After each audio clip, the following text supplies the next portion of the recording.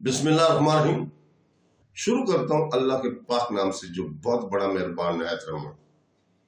دوستو، بہنوں، بھائیوں، بزرگوں، السلام علیکم۔ تاریخ اسلام کی سلسلہ وار قسط نمبر 26 میں آپ کو خوش آمدید کہتے ہیں، اور ہم ذکر کر رہے ہیں جنگ بدر کا۔ تو جنگ بدر کے اس ذکر کو ہم نے 2 حصوں میں تقسیم کیا ہے۔ 26 نمبر قسط یہ پہلا حصہ ہے، دوسرا کل انشاءاللہ تعالی 27 نمبر قسط میں آپ کے سامنے پیش خدمت ہوگا۔ تو دوستو، ہم بیان کر رہے تھے کہ چند چھوٹی فوج کشیاں اسی سلسلے میں شروع ہو گئی تھی۔ بنی نذیر میں حیی بن اخطب سب سے بڑا مخفص اور شرارت پیشہ شخص تھا۔ وہ اور قبیلہ بنی نذیر کا بڑا حصہ خیبر میں مقیم ہوا۔ حیی بن الخطب، سلام بن ابی حقیق، سلام بن مشکم، کنانہ بن رجی وغیرہ بنو نذیر کے سردار، اور حود بن قیس و ابو امارہ وغیرہ سرداران بنو ویل مدد ہو کر اول مکہ میں گئے۔ چندہ کی فہرست بھی کھو دی۔ چنانچہ قریش نے خوب بڑھ کر مال اور زر بھی مصارف جنگ کے لیے دیا۔ یہاں جب خوب جوش پیدا ہو چکا تو قریش مکہ سے مشورہ لے کر یہ لوگ قبائل غطفان میں گئے، اور ان کو بھی اسی طرح مسلمانوں سے جنگ کے لیے تیار کرنے میں کامیاب ہوئے۔ قبائل بنو کنانہ میں آباد ہو گئے۔ وہ ان یہودیوں کے ساتھ جو مدینہ میں ابھی تک سکونت پذیر تھے، یعنی بنو قریظہ، سازش کا سلسلہ جاری کیا گیا۔ حالانکہ بنو قریظہ ابھی تک آن صلی اللہ علیہ وسلم کے ساتھ اہم عہد تھے، اور عہد نامہ کے موافق مسلمانوں کی آمد کرنا ان کا فرض تھا۔ بنو سلیم، قزارہ، بنو سعد اور بنو مرہ وغیرہ قبائل قریش اور بنو نذیر اور غطفان وغیرہ قبائل کے سرداروں، جن کی تعداد 50 سے کم نہ تھی، خانہ کعبہ میں جا کر قسمیں کھائیں کہ جب تک زندہ مسلمانوں کے مخالفت سے منہ موڑیں گے اور اسلام کی پنجگنی میں کوئی وقیہ فرق جاست نہ ہونے سے دیں گے۔ چنانچہ تجربہ سے فائدہ اٹھا کر اس عظیم الشان سازش میں حد سے زیادہ احتیاط برتی گئی، اور اس لیے آن حضرت صلی اللہ علیہ وسلم کے پاس مدینہ منورہ میں مخالفین اسلام کی سب سے بڑی سازش کی خبر وقت سے پہلے نہ پہنچ سکی۔ اول ابو سفیان قریش اور اپنے ہم عہد قبائل کا 4000 کا لشکر لے کر مکہ سے روانہ ہوا۔ مقام الزہر میں بنو سلیم کی فوج میں آ کر مل گئی۔ اس طرح تمام قبائل راستے میں آ کر اس لشکر میں شامل ہوتے گئے۔ بنو نذیر کا سردار حیی بن خطب اور قبائل غطفان کا سردار بن حسین تھا۔ تمام افواج کبار کا سپہ سالار اعظم ابو سفیان تھا۔ مدینہ کے قریب پہنچ کر تمام حامل آور فوج کی تعداد مختلف کم سے کم 10,000 سے زیادہ 24,000 تھی۔ اس لشکر اعظم میں 4,500 اونٹ اور 300 گھوڑے تھے۔ حضرت صلی اللہ علیہ وسلم کو جب اس لشکر گراں کے حملہ آور ہونے کا حال معلوم ہوا تو آپ صلی اللہ علیہ وسلم نے مجلس مشاورت منعقد کی۔ یہ رائے قرار پائی کہ مدینہ کے اندر رہ کاری مدافعت ہم کریں گے۔ تو دوستو، جب یہ خبر ہوئی تو حضرت سلمان فارسی نے مشورہ دیا کہ حملہ آور فوج سے محفوظ رہنے کے لیے مسعود فوج کے گرد خندق کھودی جائے۔ عرب لوگ اس خندق کے کھودنے کی ترکیب سے ناواقف تھے۔ حضرت نے حضرت سلمان فارسی کی اس تجویز کو پسند کیا۔ ایک طرف پہاڑیاں تھیں، ایک طرف مدینہ منورہ کے مقامات، دیواریں فصیل کیمپ مقام کر رہی تھی، جو سمت کھلی ہوئی تھی۔ جس طرف سے دشمن کا حملہ ہو سکتا تھا، اس طرف خندق کی کھدائی کا کام شروع کر دیا گیا۔ سلسلہ کو اور خندق کے درمیان ایک بیضوی شکل کا میدان بن گیا۔ یہی گویا مسلمانوں کا قلعہ تھا۔ اس کے وسط میں حضرت صلی اللہ علیہ وسلم کا خیمہ تھا۔ خندق 5 گز چوڑی اور 5 گز گہری کھودی گئی تھی۔ خندق کی کل لمبائی کے مساوی حصے کا 10 آدمیوں کے ایک حصے کھودنے کے لیے دیا گیا۔ اس خندق میں ایک جگہ بڑا اور سخت پتھر آ گیا۔ सब जोर आजमाई कर चुके और पत्थर ना टूटा तो आप सल्लल्लाहु अलैहि वसल्लम की खिदमत में अर्ज किया गया कि खंदक को इस जगह से फेर कर दूसरी तरफ मोड़कर खोद लेने की इजाजत दी जाए। आप सल्लल्लाहु अलैहि वसल्लम जिस जगह खंदक खोदने में मसरूफ थे वहां से अपना फावड़ा लेकर चले।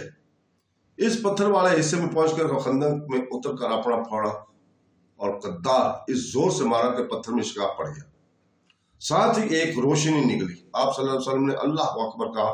सब साहबा ने आप सल्लल्लाहु अलैहि वसल्लम की तकलीद में नारा अल्लाह अकबर बुलंद किया। आपने फरमाया, मुझको मुल्क शाम की कुंजियां दी गई हैं। फिर आपने दूसरी जरब इस पत्थर पर लगाई जिसमें और भी ज्यादा फट गया। इस जरब से भी एक रोशनी निकली, लिहाजा इस तरह नारा अल्लाह अकबर बुलंद हुआ। आप सल्लल्लाहु अलैहि वसल्लम ने फरमाया, मुझको मुल्क फारस की कुंजियां दी गई। तीसरी जरब में पत्थर रेजा हो गया। इस तरह रोशनी निकली, अल्लाह अकबर नारा बुलंद हुआ और आप सल्लल्लाहु अलैहि वसल्लम ने फरमाया, मुझको यमन की कुंजियां दी गई। फिर आपने फरमाया, मुझे जबरील अमीन ने खबर दिया है कि ये तमाम मुल्क तुम्हारी उम्मत के कब्जे में आ जाएंगे। इस जगह गौर करना चाहिए कि 24,000 कफार के जरार लश्कर के मुकाबले में मुट्ठी बार मुसलमान अपने हिफाजत और जान बचाने की तदबीरों में मसरूफ है। तमाम मुल्क अरब दुश्मनी पर तुला हुआ खून का प्यासा है, बज़ाहिर बर्बादी पेश नजर है, लेकिन ईरान, रूम और यमन के मुल्कों की सुल्तनतें और हुकूमत की खुशखबरी सुनाई दी जा रही है। ये काम अल्लाह के सिवा किसी का नहीं हो सकता और अल्लाह के सिवा कोई ऐसी खबर नहीं दे सकता। इसी हालत में आप सल्लल्लाहु अलैहि वसल्लम को खबर मिली कि बनु कुरैज़ा के सरदार काब बिन असीद ने भी मुसलमानों के खिलाफ हमला आवरों से मुआहदा कर लिया और हई बिन अख्तब बिन कुरैज़ा के किला में दोस्ताना दाखिल होकर इनके अमादा कताल कर रहा है। आप सल्लल्लाहु अलैहि वसल्लम ने तकीकी हाल नीज हदियत और नसीहत के दिए साद बिन मुआज और साद बिन उबैद को बनी कुरैज़ा के पास भेजा और इन दोनों बुजुर्गों ने हर चंद इनको समझाया, लेकिन कोई कामयाबी ना हुई।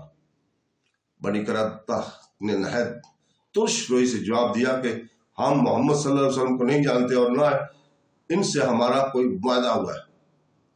लश्कर कफ्फार जब खंदक के सामने आए तो खंदक को देखकर बहुत मुतअज्जिब हुए और हैरान हुए, क्योंकि इससे बेशतर अरबों ने इस किस्म की खंदक ना देखी थी। कफ्फार की टिड्डी दिल ने मदीना का मुआसरा कर लिया। यह हमला कफ्फार की ताकत और शौकत का इंतहाई नजारा इस्लाम के मुकाबले में कुफर की गोया सबसे बड़ी कोशिश थी। मुसलमानों ने अपनी औरतों और बच्चों को मदीना की एक खास गढ़ी में हिफाजत की गर्ज से जमा कर दिया था। यहूदियों की तरफ से, जो गोया मदीना के अंदर ही थे, हमला का हर वक्त खौफ था। इधर मुनाफिकीन की तरफ से भी, जो मुसलमानों में मिली जुले रहते थे, सख्त खतरा था। कफार की तरफ से कई मरतबा खंदक के अबूर करने की कोशिश हुई, मगर वो कामयाब ना हो सके। एक मरतबा 2-3 काफिर एक मुकाम से जहां खंदक की चौड़ाई किसी कदर कम थी, घोड़ा कुदा कर अंदर आ गए। इनमें एक काफिर अमर बिन अब्दो 1000 के बराबर समझा जाता था और मुल्क अरब का मशहूर बहादुर था। इसको हजरत अली रज़ी अल्लाह ताला ने कत्ल कर दिया, बाकी भाग गए। यह हालत तकरीबन 1 माह तक जारी रही। दुश्मनों का मुआसरा नहायत सख्त था। इनका बैत से हर किस्म की इमदाद त्वाक तक पहुंच रही थी। ना सामान रसद की इनके लिए कमी थी और ना ही जमीयत में कोई कमी थी। मुसलमानों की हालत के सामान रसद कहीं से मैसर ना आ सकता था। फाकों पर फाके जा रहे थे। एक मरतबा एक सहाबी ने भूख की शिकायत की और कुर्ता उठाकर दिखा कि पेट पर पत्थर बांध रखा है ताकि फाका की वजह से कमर झुकने न पाए। तो आप सल्लल्लाहु अलैहि वसल्लम ने अपना कुर्ता उठाकर दिखाया तो वो 2 पत्थर पेट पर बांधे हुए थे। सुभान अल्लाह।